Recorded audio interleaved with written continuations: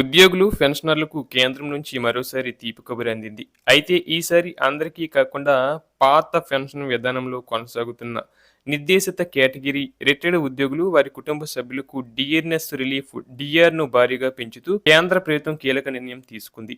5వ central pay commission పరిధిలోకి వచ్చే సిపిఎఫ్ ఉద్యోగులకు ఈ ప్రయోజనం చేకూరనుంది. ఈ మేరకు department of pension and pensioners welfare అధికారిక మెమోరాండం జారీ చేసింది.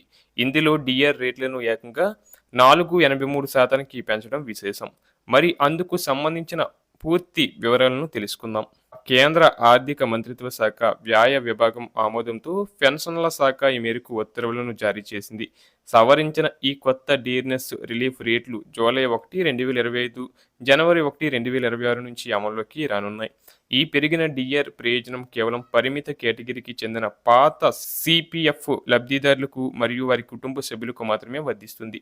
నవంబర్ 18, 1960 నుంచి డిసెంబర్ 31, 1985 మధ్య కాలంలో రిటైర్డ్ అయ్యి బేసిక్ ఎక్స్ గ్రేషియా చెల్లింపులు అందుకుంటున్న సిపిఎఫ్ లబ్ధిదారులు దీనికి అర్హులు.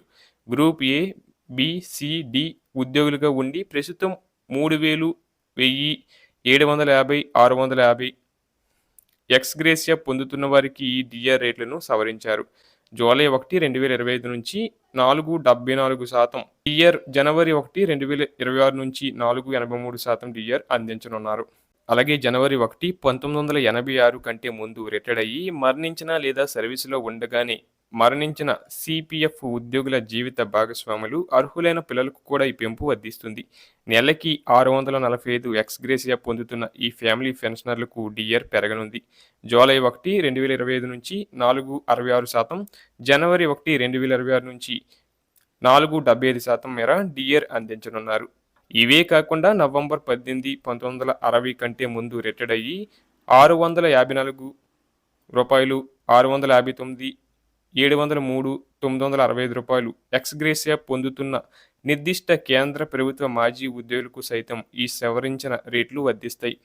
అలాగే కొత్త రేట్ల ప్రకారం డిఆర్ మొత్తాన్ని లెక్కించేటప్పుడు పైసల్లో తేడాలు వస్తే వాటిని తదుపరి రూపాయికి సవరించాలని ప్రభుత్వం స్పష్టం చేసింది.